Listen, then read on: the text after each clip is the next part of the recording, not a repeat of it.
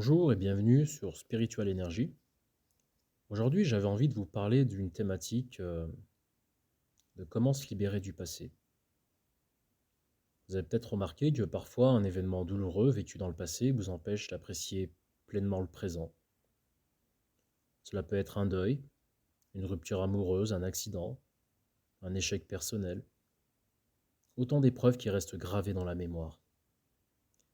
Et parfois la souffrance est présente pendant des années après les événements douloureux. Par moments, il peut nous arriver de chercher à enfouir ces expériences ou bien à tout faire pour les oublier. Essayer de les cacher dans un coin de sa tête, de ne plus les ressentir, de se couper des émotions.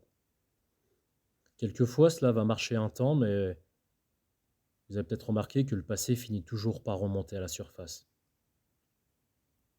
Et les mauvais souvenirs, eux, s'ancrent plus profondément dans la mémoire que les bons souvenirs. Cela peut aussi s'expliquer par l'intensité des émotions qu'elles ont suscitées. Le repli sur soi ne fait qu'aggraver la souffrance. Et pour se libérer de l'emprise du passé, il faut prendre conscience et accepter que le passé a été, mais ne l'est plus. Alors comment faire pour ne pas ressasser ou éviter que ces événements ne se reproduisent? Eh bien, la vie est ainsi faite et elle met sur notre chemin des expériences, des scénarios, un peu similaires à ce que vous avez vécu. Et là, les émotions sont aussi vives que celles du passé. Et parfois bien plus douloureuses que la première fois. Car justement, ce n'est pas la première fois. En réalité, la douleur, elle, n'a jamais vraiment disparu. C'est un peu comme avoir une plaie béante qu'on aurait recouverte d'un bandage. Et lorsqu'on comprend cela, on se sent un peu moins coupable d'avoir réagi aussi fort. On se sent peut-être un peu moins coupable aussi d'en vouloir aux personnes qui nous ont fait du mal, des années auparavant.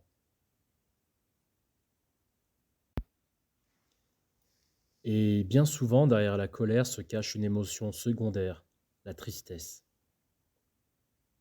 Lâcher prise, être en paix avec son passé est le genre de décision qui demande du courage, de la force et une certaine discipline.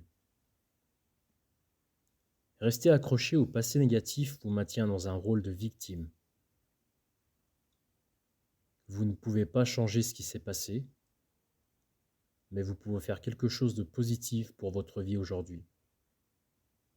Vous pouvez l'utiliser pour construire quelque chose de différent et ne plus vous déterminer par rapport à lui, par rapport à cette expérience.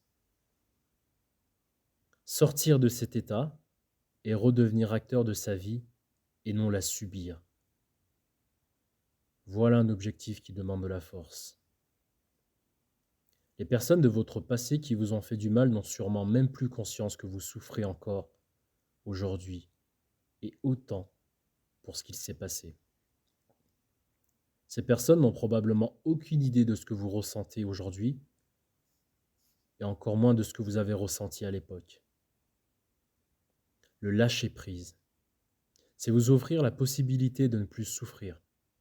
C'est de redevenir acteur de votre vie. C'est un cadeau que vous vous faites à vous-même et non à l'autre. La liberté. Comment être en paix avec quelque chose ou quelqu'un qui nous a fait du mal? Eh bien, tout changement commence par la prise de conscience. Accepter le passé est le premier pas vers la guérison. Vient ensuite le temps de s'en libérer. Vivre dans le passé, c'est refuser la réalité. C'est continuer à vivre la douleur. Et c'est ce que vous décidez de faire avec ces pensées qui comptent. Les choses que nous avons traversées font ce que nous sommes aujourd'hui. Intégrer les leçons de vie traumatisantes et reprendre le contrôle de sa vie. Il y a aussi la technique de l'EFT, une technique basée sur la circulation de l'énergie de la médecine traditionnelle chinoise. Tout ce qui est choc, physique ou psychologique, provoque des perturbations énergétiques, des blocages, que l'on peut repérer sur les méridiens d'acupuncture. En stimulant ces points avec des tapotements de doigts, tout en se concentrant sur un problème, ces nœuds se libèrent. Des tapotements ou des massages légers sur des points précis en récitant des phrases positives. La technique est simple et peut être pratiquée seule. Il y a aussi le MDR, qui repose sur un principe simple. Notre cerveau possède un mécanisme d'auto-guérison qui lui permet de digérer en quelque sorte les chocs émotionnels. Si le choc est fort, le système est submergé. Toutes ces informations le traumatisent et restent bloquées dans le système nerveux, un peu comme s'il était stocké dans un réseau de neurones indépendants. Il crée alors des souvenirs, des images, des sons ou des sensations corporelles. Les mouvements rapides des yeux permettent de synchroniser l'activité des deux hémisphères du cerveau pour relire ces souvenirs et les remplacer par des images positives. Au cours d'une séance, le praticien aide le patient à repérer le problème qui sera traité. Puis, il stimule les mouvements de ses yeux avec des gestes rapides de la main jusqu'à ce que les émotions soient neutralisées et que l'événement passé soit associé à des pensées et des sentiments positifs. Se pardonner ses erreurs, ses échecs, grâce à la technique de Ho'oponopono. Désolé, pardon, merci, je t'aime. Pardonner à une personne qui vous a fait du mal, c'est un signe de force et non de faiblesse. Cela ne veut pas dire que vous appuyez ces mauvaises actions. Pardonner ne veut pas forcément dire vous réconcilier. Le pardon signifie simplement que vous vous libérez. Vous ne laissez pas le passé déterminer négativement votre présent et votre futur.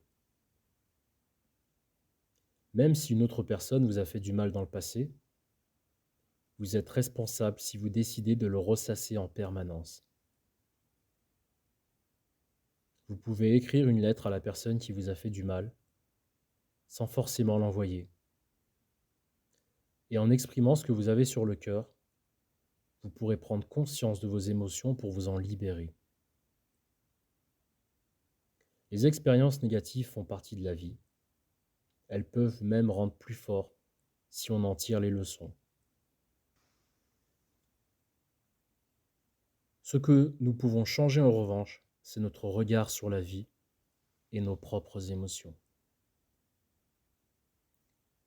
Je vous remercie pour votre écoute et je vous dis à très bientôt.